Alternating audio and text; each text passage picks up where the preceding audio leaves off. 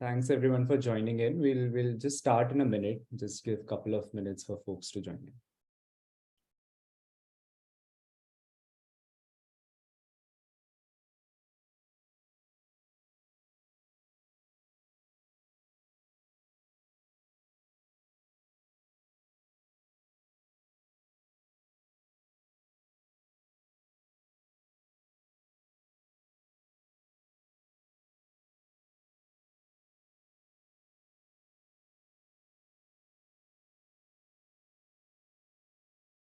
Great.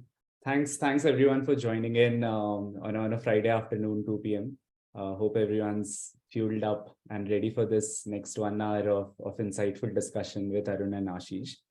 Before I formally introduce both Arun and Ashish here, just wanted to take a couple of minutes and introduce Scaling Conversations with xto10x. As some of you might know, this is the second episode of the Scaling Conversation series with xto10x. With this series, what we're trying to do is bring in industry practitioners, operators, founders, and really delve deep into the 10 core scaling pillars that really makes a 10x difference for your startup. Today's webinar session is especially on the people and culture aspect of it. I now introduce Arun, who's the people excellence leader at xto10x. Him and his team have worked with at least 70 number of startups. I mean, Arun, correct me if I'm wrong here, but all the big huge startups and even a lot of early stage startups who have really worked with us closely. So Arun, over the stage to you and Ashish. Thank you. Thanks, Adi. Yeah, it has been an exciting journey so far. Close to 4 years. I joined as part of the early team at xto10x. So actually not 70, Adi. I think it's going to be now 120 startups on different aspects. So that's a bit about me. Have here Ashish, CHRO at Misho, the HR leader who has close to 17 years of experience across startups like MedLife, Myntra, and even big companies like Adobe, Unilever. It's great to have you here. Welcome, Ashish. Thank you so much, Arun. Thanks for inviting me for this session. Cool, super. Today's topic is building a startup that employees love. So I'm going to start with talking a little bit about, so we have done work on what we call as eNPS. It is a North Star metric we use to track culture and people excellence in the ecosystem. It is employee net promoter score coming from one question, how much would you recommend the org, right? On a scale of 0 to 10. And then the calculations done are very similar to how the NPS calculations are done. The eNPS range in the startup ecosystem, when I say startup ecosystem, these are the 200 startups we have worked with just on eNPS, is a mind-boggling minus 16 to 97. Right? It's minus 16 to 97 on a minus 100 to 100 scale. And which means the top quartile companies where eNPS is greater than 65 have a significant advantage in attracting and retaining great talent, which is top quartile attrition rate. So the attrition rate in top quartile companies where eNPS is greater than 65 is 15% compared to for a bottom quartile company where the attrition rate is 35% and more, right? All over I've seen companies with attrition rate of 100% also, where the company goes through hyper growth, but the people also just gets churned. Even beyond the numbers, it can also have a real impact on the scaling journey of a startup itself. This is a question which keeps coming to me from founders, from HR heads, from HR practitioners. What is the impact of culture on the business, right? I'll give you a couple of examples. There's a tech unicorn we worked with, which suffered product roadmap delays just because the tech eNPS was a negative. And the product roadmap was just not picking up. The NPS, the customer NPS at a B2B SaaS company stagnated because of a disengaged customer success team. These are like real stories of how a poor eNPS and a broken culture or a broken people systems can have an impact on the scaling journey itself. Now coming to Meesho, Meesho is one of the startups that have managed to move the needle on employee net promoter score and has consistently remained a top quartile company, even at significant scale. I think the company has been going through hyper growth over the last few years, but has still consistently remained a top quartile company. And hence, I'm really looking forward to this chat with Ashish, who has taken a unique design view to build a standout culture with industry-leading people practices and policies. So really looking forward to the conversation. My first question to you, Ashish, is culture is this gray, fuzzy topic, and which is very hard to also wrap your head around. But you mentioned about last time I remember you were chatting about taking a metrics-enabled design view to culture. Would be good to hear more on that, Ashish. Sure, yeah, absolutely. At Meesho, we have taken a very metric-driven, OKR-driven way of looking at culture building, looking at how HR should work overall. We actually started off initially trying to figure out what is the sort of people flywheel or HR flywheel with which the organization could operate on. We identified a few key focus areas, what we called key BHAGs or big, hairy, audacious goals that we should focus on. And as a part of that flywheel, we realized that, the following few things or metrics are the ones that sort of form the key part of that flywheel. One is the ENPS score, and we have been working with xto10x for several years. Even before I was here, we've been working with xto10x, partnering on this journey. So, so that ENPS as a metric was one. The second one was MNPS or MRX. That's one of the sub-pillars of ENPS, but we sort of called it out separately because it's a very important factor, at least insofar as Meesho was concerned, towards the overall ENPS score. So those were the first two. Then the third one was talent density. There's a certain way we said we will measure talent density, and that formed the other key BHAG. And then finally, the other two were candidate experience and hiring velocity. It's sort of where the talent acquisition and those aspects come in. So around these 5 key pillars, we then sort of went in and build our OKRs in wherever there were gaps that we identify. So at a very broad level, we have a very metric-driven approach. We take targets on numbers, and even at a sub level, we look at first making sure what number or what metric will we be able to move, and then plan our action plans accordingly on that. So yeah, that's the way we approach this. Got it. Interesting. The HR flywheel you mentioned, and also which means like a BHAG and a BHAG rooted in matrices. And you talked about 5 matrices, right? ENPS, manager recommendation score, and MNPS, yeah. Talent density, candidate experience, and hiring velocity.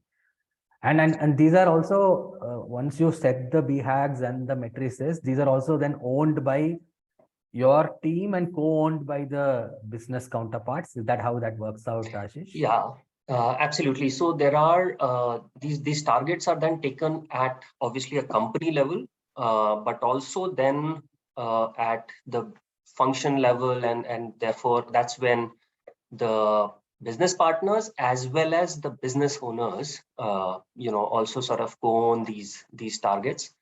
Our own team itself, we sort of have structured within HR, we have structured ourselves based on this OKRs. This is very different from how the rest of the, I know the industry does, but my direct reports, for example, are owners of each of these OKRs. Interesting. And they also own all the inputs which are required to move the matrices, right? Yeah, so it sort of brings a lot of ownership in the team and a lot of accountability as well towards the impact that they can do. For example, let's say somebody's talking about owning the manager recommendation score or MRX, right? The best way to have improve manager scores is to have better managers, which means that either hire better managers, or the existing managers, how can I make them better managers? Or the managers who are not doing well, can they become ICs? That's broadly first principles how we will approach. And then for each of those, we then go ahead and build action plans and matrices at that level as well to figure out how they are doing. So yeah, that's the approach that we take. Interesting. So an HR team not structured in the traditional manner, but structured across 4-5 key matrices you are going after, and then each of them then think about how to move the needle, and then even on those input factors also say, I'm going to say grow so many people and build capability, I'm going to hire so many people. When there also you are again like matricizing it. So that's interesting. You mentioned about ENPS, Ashish. So that's the place where we have also done a fair amount of work, right? As I was mentioning earlier, we worked with 200 companies. I'm going to share my screen and actually get to a chart I have. This is in fact the view. So one is, of course, asking the question, how much would you recommend the org? But also when we do this with companies, we also ask questions on each of these areas, which we have sort of evolved as core building blocks of any good culture. What are the boxes which are marked out of all the boxes are also the top drivers of ENPS. So we have also have an algorithm which constantly looks at a company level, what are some of the boxes which are driving ENPS, and at an aggregate ecosystem level, what are it? And these are the 4, right? Another way to think about them is these are also the top of mind topics for people in the ecosystem. So org principles, performance and rewards, policies, managers. And org principles is, I'm going to start from bottom. Org principles is nothing but the what makes your company special, what makes the startup special, and articulating that. Now, this is very unique. It can't be like just lifted from, say, what Netflix says. It's a great document they have built, but it is very unique to you, and it's about like writing it down. We in fact measure this through 2 matrices. We have a question around, which is an overall pulse question, which is what is the sense of pride you have, and also what is the value orientation. Now, if you look at the sense of pride question, people who don't have a sense of pride about the company they work for in the ecosystem have an employee net promoter score of -89, right? Which means they're most likely to be a detractor. So, and I mean, fortunately, the other thing we have also figured out is like most of the companies have high scores on this, which means the ecosystem is doing well on this. But we also looked at companies where greater than 98% people say that there is a sense of pride. And in these companies, there's a common pattern we saw. They all write down what makes their company special, right? They write it down. It can be in form of a culture document, a manifesto document, constitution. It's called multiple names. Write it down and also do a great job of living it day in, day out, and also storytelling it, right? That's what we have seen as a pattern in companies where this is a high score. Now, I know for a fact that Meesho has also put in a lot of effort towards this direction in writing it down and then living it. So it would be great to hear more about, because it's almost like a foundational document for how culture is to be built in the company, right? Almost like a PRD for the culture, right? A product requirement document for the culture. So Ashish, over to you. Yeah, absolutely. And 100% agree with you. Important, extremely critical to write it down first, and then obviously try to make it real for the organization. We at Meesho call our values, we call it our mantras. So obviously we have clearly defined our mission statement and all the mantras across the organization, which everybody must demonstrate, right? Overall, the way we have gone about making this real for people is by using the a sort of a framework where we say that, are people able to see it? Do people get it? And do people live it? Okay. By see it, I mean, in your daily work at the company, do you see these mantras enough? Just visually, that's extremely important. Two, do people get it? Meaning, do people even understand what behaviors to associate with which mantra or which value, right? What is right, what is to be done, not to be done, and so on. And then finally, the third part, do people live it, right? Which is about, do people demonstrate these mantras as they work for the organization towards their OKRs, etc. So there are different ways in each of these pillars that we go ahead and, again, measure and see whether we are doing a good job there or not. In See It, it's pretty simple, right? You measure any visibility metric, etc. That can show up. Do people get it? Do people understand it? There are several things that we do. We run a lot of master classes, which are run by the leaders in the company, where they talk about, one master class fully focused on a mantra, and a series of those keeps running at every point of time. There is a weekly all hands we have on every Friday, and on mantras, we ask a set of just quizzes to everybody who is there online, and they sort of try to make it fun and give some awards and try to just make sure that, people keep getting to understand clearly those situations where this can be used. So these are situational questions and so on. And finally, just to make sure that they understand this better, we've also then finally come up with competencies against each of those mantras, which later sort of, I'll come to the live it part on this. On how do people live it? We have built very clear rituals, first of all, in the organization, and I very strongly believe that without building those rituals, it's very difficult to on a daily basis to get people to live all the values. So for example, if user first is one of our mantras at Misho, we make sure that the ritual is very clearly tied to it. That ritual here is called listen or die. Basically, what does it mean? It means that any proposal that you put forward at Misho for anything, any project, you have to make a section where you have listened to the user directly yourself and put that data there. Without a LOD section, no proposal here ever goes through. Any new joiner who joins is asked to do an LOD first, be it the the seller side or be it the consumer side.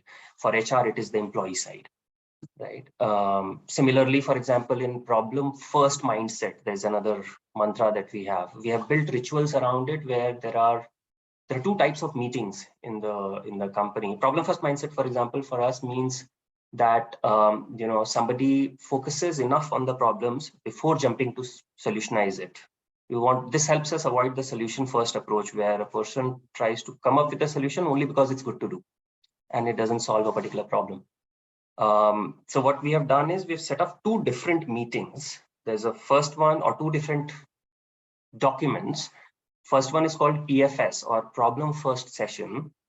In that, you have to first just try to identify what exactly the problem is. Ask why 6 times till you come to the final problem statement. Nobody in that meeting will talk about the solution yet. That meeting ends. That is later followed by what is called a WS, or a working session, where you start from the problem that was identified from the PFS and only then focus on solutions at that point. This helps clearly call out that we don't go back and forth. These kind of rituals is what I was talking about. This is working very well for us. And then obviously, in order to get people to live the mantras, other set of things about connecting it with the annual reviews or performance reviews, promotions, recognition framework, etc., are the other ways that that we also do the same thing. So yeah. Got it. Got it. Very, very interesting. Very, very interesting. See it, live it, and get it. That's a good framework to think about it. And I really love the fact that you have put matrices there also to ensure that you're tracking that. And the couple of rituals you mentioned are also quite. I have a follow-up question on the rituals. I know the rituals are the most powerful one, right, to keep this alive. Like for example, you mentioned about the WS and the problem solving session, or Yes. the LOD, right, for the customer. All of these things were introduced somewhere in between, Ashish, or were they always there from start? Or if they were introduced in between, then I'm assuming there's a fair amount of change needed to get people to adopt it, right? So any thoughts on that? Yeah, so actually the great part is at the leadership level, everybody at Misho is fairly aligned and they consider this extremely important. So the way we have gone about this is we have continually tried to look at first our mantras itself. Are the mantras comprehensive? Do they need change and so on? And we have not been shy of making the changes if needed, not that frequently, but we have remained open. If a context changes, we did a B2C change last year. The context changed dramatically internally as well. So it required some changes as well internally. So wherever that is needed, we make those changes, first of all. And two, we continually keep measuring the effectiveness of various rituals or even master classes that are happening. And wherever the effectiveness of something falls below a certain level, then it opens up again a fresh PFS, a fresh WS on this topic. Okay, got it. On how do we need to make a change? What should that change be? Why is it falling? And so on. Okay, got it. Interesting. Cool. What we're going to do now is we're going to run a small poll. In fact, wanted to explore the second topic, which is around the rewards, right? Which is also one of the top drivers of ENPS. So that's a small poll. Request all the attendees, please, if you can answer this one question, which is, we have thoughtfully designed a total. So this is a self-reflection question as HR practitioners or as founders.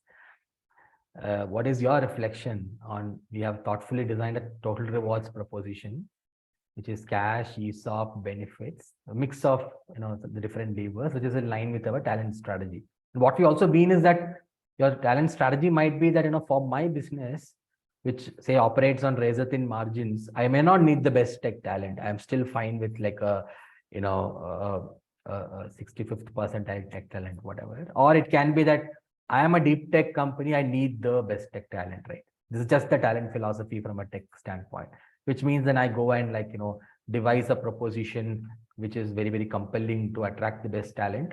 And I'm very well maybe even competing with the FANG companies, right? So that's a way to think about some of the talent philosophy to the proposition design.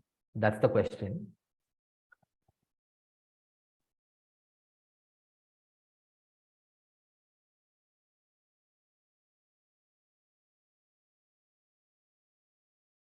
Okay, interesting. It's a 50-50 split, 50% yes and a 50% on no and a maybe. And great. And then also from an employee standpoint, this is one of the most top of mind areas, right? The founder typically says, aren't people always unhappy with their pay? Well, when you speak to a employee or a team member, it is, hey, it's just a black box. I'm not even sure of the rationale behind the X% hike, the why ESOPs I get, and what is going to happen to those ESOPs, etc. Right?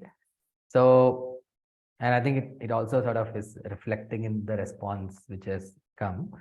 But here I really want to get your perspective, Ashish. Right? What is your approach been? What has been your philosophy been? How have you gone about designing the total rewards proposition? And also, there are some cutting edge practices I've seen around ESOPs at Misho. Some thoughts on that? Sure. Yeah, absolutely. First of all, I really like the fact that we are talking about this as total rewards. Sometimes it ends up being only compensation, cash, or ESOPs, which is not, in my view, a right way to either think about it or communicate it to the employees. It's best to be positioned as total rewards and designed as total rewards, be it comp, ESOP, recognition, growth, etc. All of it put together.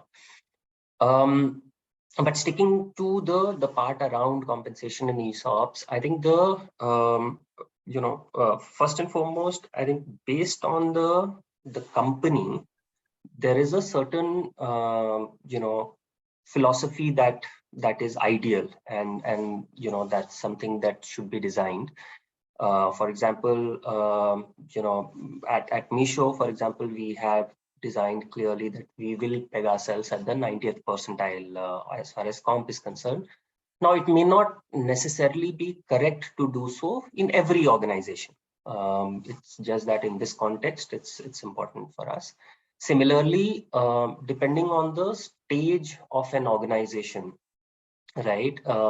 I've seen early stage startups, then growth stage, and then a mature stage. The comp positioning and comp is to ESOP ratios keep varying quite a bit. Initially are very low, for example. Secondly, also whether we should have variable pay or not have variable pay keeps changing based on the situation, as far as I have seen. As the maturity curve in an organization from an early stage to mature stage, it happens much more at a later stage, variable pay, etc. So that's sort of are some of the things that I have observed on the compensation side. On ESOPs, obviously we have the joiner grant for new joiners. There are refresher grants that potentially can happen to an employee once every year during the annual review cycle or when they get promoted. So that's sort of is the way this happens. Typically, refresher grants are kept at, I've seen, about 20-30% of your top workforce on an annual basis. Whereas joining grant largely is about the role that you're hiring for. I've seen that, for example, joining grant is in the industry happens for almost all the tech product roles, but maybe not all the non-tech roles. It happens at a certain level and above. That's the standard thing that I've seen in the industry.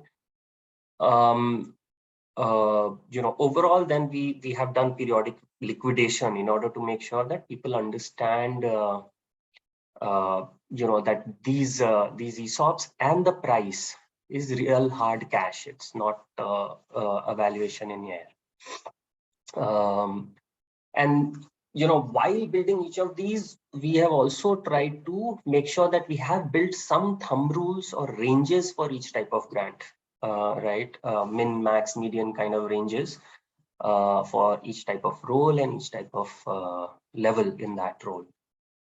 So that sort of is the way we have set it up. Now, obviously, here as well, as far as ESOP is concerned, I've seen that it changes based on the stage of an organization. Very high ESOP is to cash ratio in the early stage startup, and it gradually sort of settles down later in the later stages. Also, performance differentiation, be it ESOPs or comp, is much lower in an early stage startup. It starts to become much heavier gradually as a startup matures over time. So yeah, depending on the company, like you said, and the stage and the business model, we should determine how we design this. But one other aspect that I really wanted to talk about was about the communication part of it, which I think is extremely important as well. For example, to start with just the offer letter, I've seen so many offer letters have just 1 or 2 lines on ESOPs. If we really believe that ESOP is important, it should have more details about that in the ESOP, right? So I've seen good organizations have 1 or 2 pages as well, where they talk about, the past increases. Now you may say, hey, I can't give the actual price. That's okay. Give how many X in the last few years, right? Project something for the future potential, clearly calling out that here, this is just a projection. Next funding, next dilution, etc., etc. So that's something as far as ESOP is concerned. Overall, on the total rewards bit, we at Misho, for example, have what is called a total reward statement instead of a hike letter, right? Which basically says that, what has been your total earning last year, but potentially what is the earning next year. And we always include the ESOP in it to show that this is what you will leave on the table if you were to walk out today. So that's one of those things. We have tried to keep our hikes, etc., very transparent. We talk about it very openly in the all hands. Even the ranges of hikes that we will give for different ratings, we speak about it very openly in the all hands before we go ahead and do it. And finally, to the last bit about MESOPs. MESOPs is for us a unique policy which we came up with a couple of years back, where somebody can buy ESOPs by setting aside some part of their salary. And there are several benefits included in it in terms of you get actually a multiplier based on your tenure. It vests faster immediately. And it's been a big hit at Misho and a big retention lever as well for us. Got it. That's great to hear that, it's a big hit, which means I'm assuming like a huge adoption of it. Where people are doing it, which talks about, which is the transition from people talking about ESOPs as paper money to saying that, hey, let me exchange my cash for ESOP. Right? And that's a true test of the ESOP plan, especially when your ESOP plan becomes like a centerpiece of your comp design. So that's great to hear. Ashish, and all you mentioned about how to go about thoughtfully having the philosophy right in terms of where do I want to position myself, thinking about the talent philosophy, and then designing the comp ranges, cash ranges, and then designing the ESOP plan also with all the mechanics. But also that one standout practice of ESOPs and the storytelling piece, which I'll underline. I remember like back at Flipkart, there was one point, I think somewhere around 2015, when had a very similar challenge when we looked at the rewards fairness score, and we saw that people who are calling out the most unfairness were people also at the highest compa ratio, right? And we even further looked, maybe is it because people are feeling they're not growing because of the high compa ratio? It was not, right? It was actually they were also leveled correctly. And then what really moved the needle was communication, storytelling, a lot of what you mentioned, right? Putting it on the offer letter, total reward statement, talking about it, and a lot of storytelling, and also signaling through buybacks, etc. So I'll actually sort of underline that point of storytelling. I think it's almost 50% of the job. Cool. Thank you. Thanks for sharing that. The next one I want to explore is around managers, right? That was one of the boxes which was colored. And what typically tends to happen is the org scales is that the primary touch point for any person in the company becomes the manager, which is where they end up spending 60 to 80% of their time. And how the manager then does people management, their capability becomes a huge role in the, plays a huge role in the employee experience. And that's what we have also seen through data, Ashish. I'm going to share a chart here. Let me share my screen. I think the interpretation is something I will leave it to all the people in the call. I'm pretty sure like you can interpret it as easy as it gets, right? Once MRX crosses 40, there's almost a hockey stick effect on the ENPS. And it's very intuitive that great managers build great companies. I think that is what it is. But that is what data also shows. This is based on all the companies we have worked with, and almost profiling 8,000 managers, and and a lot more employees who have got profiled, right? So, but in the ecosystem, 20% of managers have an MRX less than 0, right? Less than 0. And around 45% of managers have an MRX less than 40, which is where the inflection point starts, right? So, in fact, that's the reason behind the title also, which is managers are the #1 drivers of productive and happy teams. And it's one of the top drivers of ENPS and culture. So it's a big lever. Would be good to, and you mentioned, in fact, MRX is one of the matrices you track as part of your design way to doing HR in the company. Can you talk a little bit more about how you drive manager effectiveness in the company, Ashish? Yeah, absolutely. So this is a very critical lever. ENPS will not improve unless this goes improve, like you've already shown on the graph. So overall, what we do is we try to make sure that our managers, one, are enabled to provide a good experience, meaning that they have the training and they're equipped for it, but also they sort of are empowered to take those decisions for talent. And then finally, then we hold them accountable post that. So, the MRX score, for example, along with the talent density score is taken at a manager level. For example, xto10x, you give us those scores at a manager level itself, and you provide red, amber, green, and so on. So for us, it's critical for a manager to remain green on MRX and talent density matrices. Amber and red implies a host of things for the performance review or promotion related aspects for that manager. But apart from that, once those scores come in MRX, the MRX team makes sure that they work with the individual manager to build a detailed action plan as to what is it that will be done to make sure that the MRX score improves, right? So in that sense, the metric that the MRX team goes after is percentage reduction of yellow and red managers in the organization. So they don't want greens to become dark green or more green. The idea is reduce yellow and red. And therefore, how can we do that? We run a lot of training programs. So there's a mandatory training program, we call it PEAK. It's our flagship program for managers, which is a journey for 3 months where they undergo multiple things and they learn. That training, all the managers at Meesho have been going through, some only are left now. And that has led to a direct improvement in our MRX as well as in reduction of yellow and reds. There is another one that we do for new manager training. There are leadership mentoring that happens by the leadership team to the others, senior folks in the company. So, just training, coaching, and in the first part, making sure they are accountable by, the MRX score being attached to the review are the two things.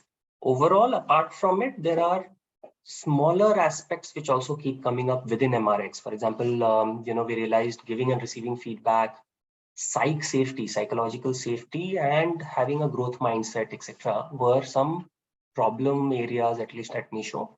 We picked up those areas and there were very dedicated programs, initiatives run, and the scores in these areas then started improving over time. So, there's, we break down the problem as well into specific aspects and then try to see enablement, which is training managers, providing them with the sort of empowering them to take those decisions post that for their talent, but finally holding them accountable for the MRX scores. So that's the way we have gone about this. Got it. That's great to know, Ashish, the systematic fashion of 50% of the job being actually measuring them and passing on feedback, and the remaining 50% structured programs for different set of managers, right? You talked about a first-time manager program, a 3-month journey, and also a couple of areas which managers across the org were not good at, like psychological safety, giving and receiving feedback, where you also had dedicated trainings. And what you are saying is that earlier you were mentioning about build or buy from a manager standpoint to improve the score. It looks like it is more towards build. Yeah, this part that about MRX is really towards build. But in the process, what has also happened is we have strengthened how buy part has happened. So when we are hiring people managers, we have strengthened how we are evaluating people managers as well. In terms of the kind of assessments that they go through or the kind of rounds that they go through. Sometimes I have seen a tendency that somebody is functionally very good but may not be great with people or may not be great with some of the other cultural aspects. We tend to compromise, but at Misho we took a conscious call not to do that. So sort of when we were ramping up, we hired a lot of people managers but also grew a lot of people managers from within. So the buy part just got covered from there. Great, nice. We call that the individual rock star syndrome, where like great ICs, but when it comes to people management. Cool. That's great to hear, Ashish. I think the last question I have from my end before we take questions from people in the audience is, what is the behind the scenes, right, of all of this? I know you mentioned about structuring the team itself in a very different manner across the different matrices you talked about. But even beyond that, right, what does that engine look like, Ashish? How did you go about building that engine, and what does that look like, so that for the HR practitioners in the call, they also get a sense of how to go about it? Sure. So one is the structure. Like you said, I have structured my team based on these BHAGs. So one person, the people reporting to me are the owners of ENPS, MRX, talent density, candidate experience, and hiring velocity as the team members. Apart from it, there are two partners. One is obviously the HR business partners and the talent the TA partners, right? Who for the different businesses. So the way we work is the overall matrices or BHAGs that we focus on. First, they become the BHAG or targets or OKRs for each of the partners as well, relevant to their role, but for their functional area. So if I am a HR VP for tech, my matrices remain the same, but only related to tech. Obviously, the targets may slightly be up or down because tech's context may be slightly different than another BU. So that sort of is the way we go about it. Overall, apart from it, there may be some other additional nuances that a particular BU or function may have, which they will want to pick up as part of their action plan on ENPS or MRX. So that comes in the OKR sheet of that particular business partner or TA partner alone. And then post that, once this sort of, how to measure effectiveness is set up and the team is set up that way, the way of working is what we have worked very actively on. And what we've done is, we follow these two things, user first and problem first mindset, the two mantras that I was talking about, very, very strongly in our HR team. For example, for user first, our users are the employees or candidates. So we've put in place a lot of ways in which we collect pulse, and this is very, very strongly put in place. I haven't seen that kind of thing in my past experience anywhere. So we collect a lot of feedback through a lot of listen or die LODs that I was talking about. There is a tool that we use called MeBot. It's basically an automated tool which sort of collects pulse regularly, 2 questions every week to employees, just to know how the pulse is at any point of time on different questions. There are a lot of reflections we do. At the end of every quarter, we go back and reflect that these were the OKRs we took to improve XYZ matrices. Where are we on that? What happened? And we try to make any structural changes that we need to do from it and learnings from it. And then obviously, finally, our gospel truth, our xto10x survey happens twice a year for us. And that gives us the actual baseline against the industry and so on. So that's the moment of truth that we measure against.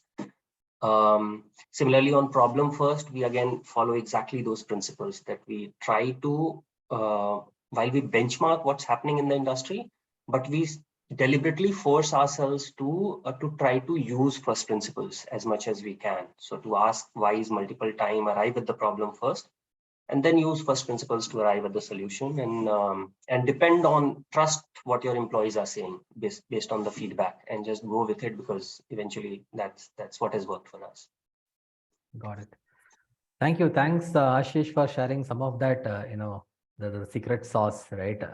Which is, and I think what that means is like, it's not only about hiring a good HR team, but it's also about like how to set things up. And it's almost like a engine, with the matrices, with the rituals, all sort of contributing to running this as an engine, even at scale, right? I think that is the distinctive part, which is this is at a scale of 2,500 people, right, Ashish?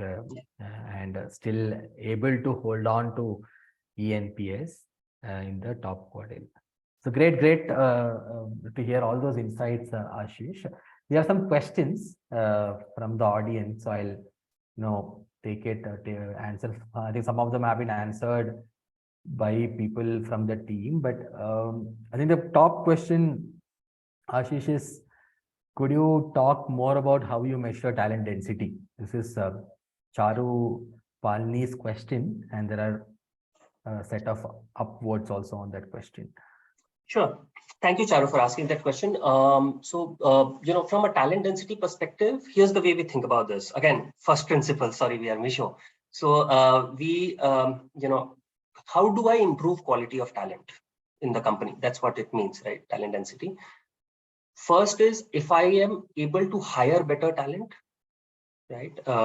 Second, once people are in the company, am I able to differentiate who is better versus others? Your differentiation mechanisms have to be correct. Thirdly, once I know who all are my better performers, how can I ensure that they stay? They are engaged, their career objectives are met, and so on and so forth, right? How can I make sure that the better guys stay with us? And by following first principles, how can I make sure that my poor performers leave? That's sort of first principles. What are the things that that can help us measure talent density? So what we have done is, under each of these, how do we hire? In hiring, we follow the interviewer rating scale. Obviously, I think everybody would follow that average rating scale, etc. We measure it by spikes. Did a candidate get a 4 rating or not? We have a 4-point rating scale, by the way, while hiring.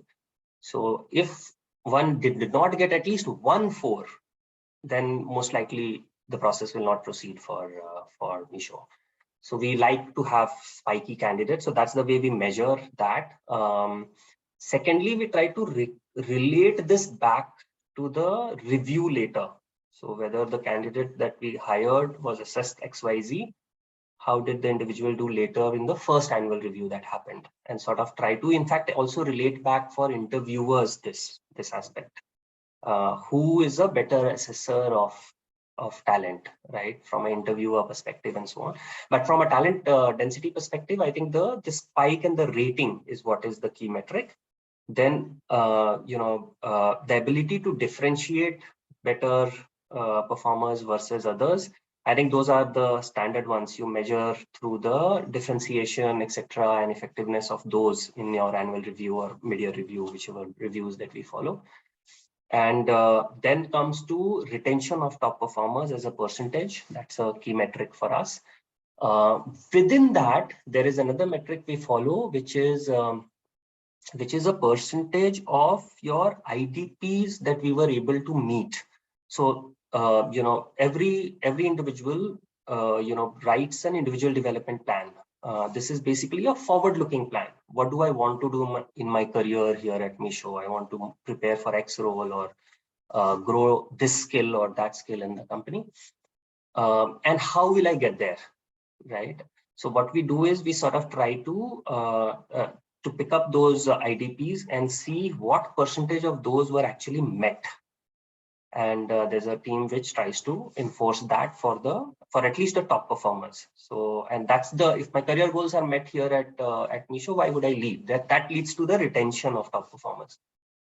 And then finally, the attrition, involuntary attrition percentage. That's the exit part of it. So we put all these together and try to make ranges and do a RAG then, red, amber, green on each leader. So that's the way we measure talent density. Interesting. I think you also explained the rationale behind how you actually approached those principles and broke it down and then got to measuring like a complex topic like talent density. That's great. The other question which is there from Amruta, Ashish, is how are your values and the principles or the mantras, as you called it, integrated into your BHAGs and OKRs? And there is also a second question, which is like it's a classic debate. I think it's still not being settled, which is, are OKRs considered a part of your PM reviews, right? And is it like even right to do that? So 2 questions. Sorry, I missed the second question. What was that, Arun? Are OKRs considered part of your performance reviews, right? Do you link OKRs to your PM reviews? Yeah. So on the mantras part and how they are linked with the BHAGs overall. So the way our overall company planning happens is sort of once every 6 months, and we set up the key BHAGs for the company, right? These are all types of business goals, etc., which are important for those 6 months.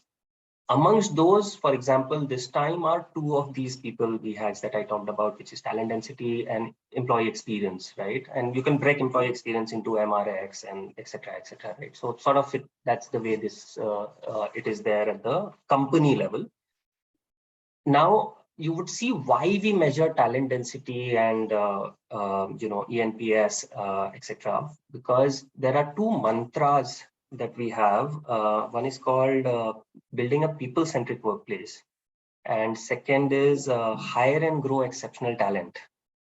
Now, each one of these is directly linked to the BHAGs that we are talking about. Hire and grow is talent density, and so on. So, in a way, what happens is these mantras, therefore, sort of are directly cascading to what the people function is working on from that perspective. And because people function is working on this, the rest of the company's targets, etc., as co-owned, come from there. So that's the way we plan about the mantras and the BHAGs. On the OKRs, our performance philosophy is the following. It's about the how of the performance, but also the what of performance. So basically, what are the things that you did, which is these were the OKRs that you had to take. Have you gone ahead and completed those or not, etc.? That's the first part.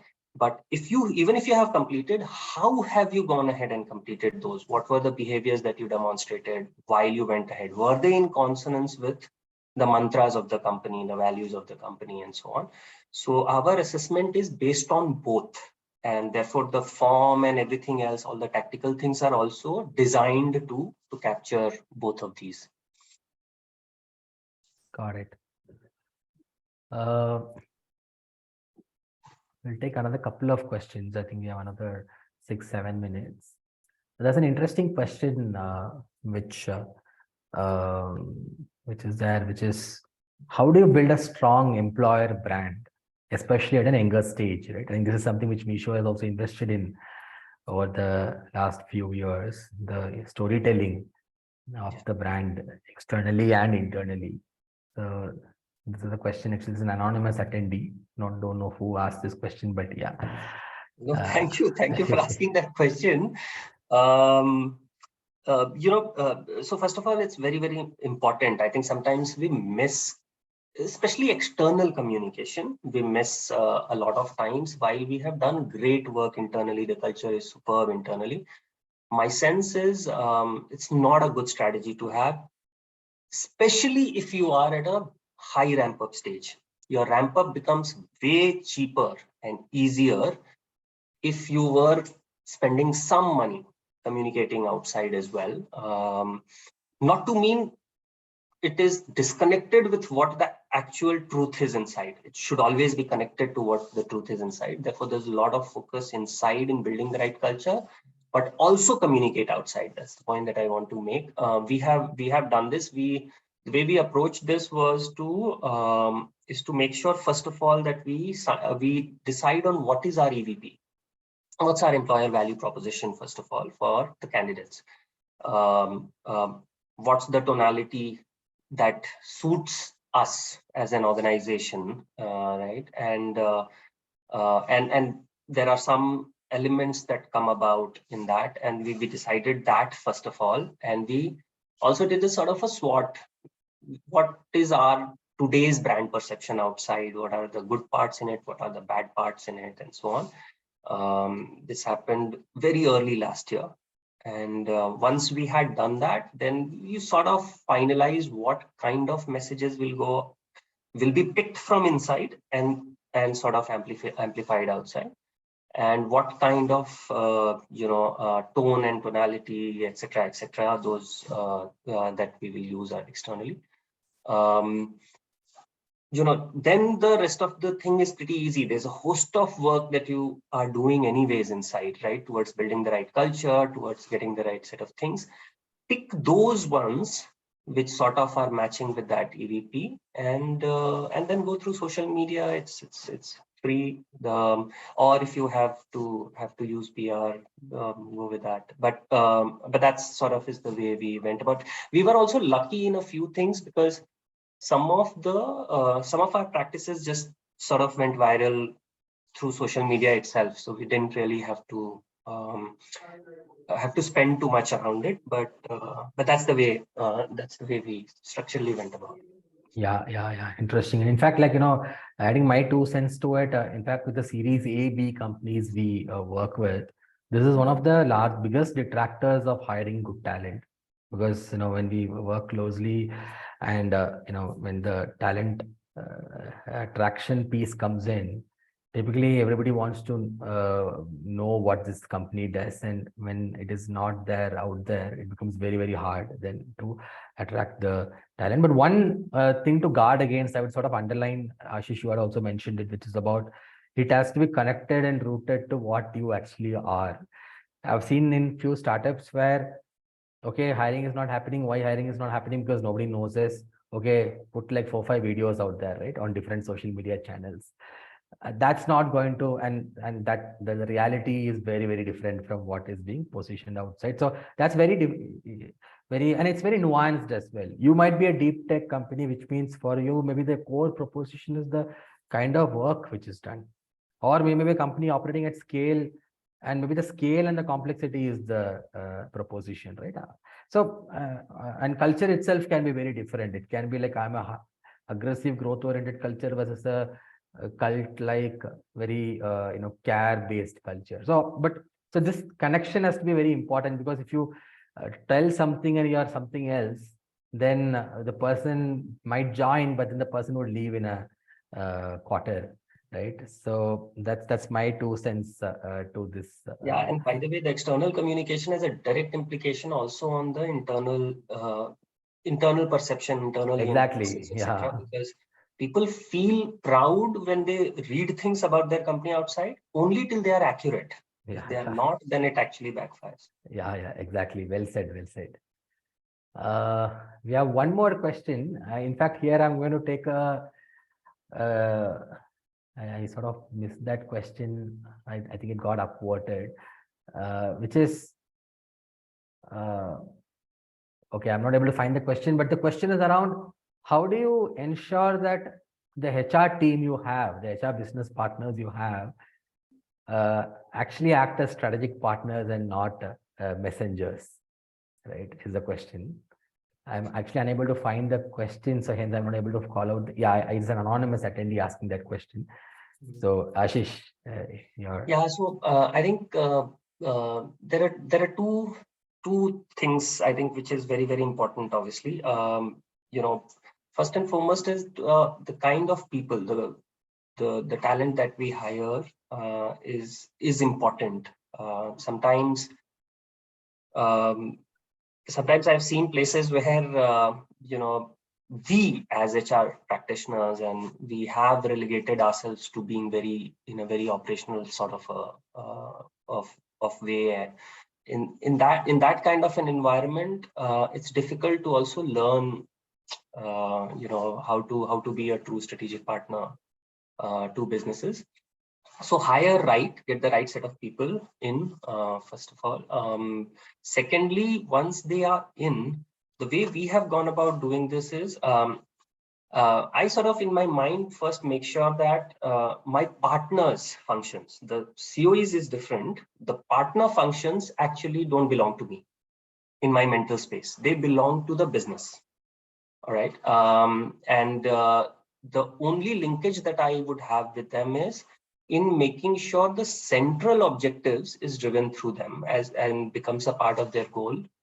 Until the time I'm able to make sure that the company's strategic flywheel, BHAG related aspects figure in a large number with their goals, right? It automatically starts to become a very deep conversation with the business, because then the conversation is, hey, you know what, my talent density has fallen from the last survey. What can I do about this?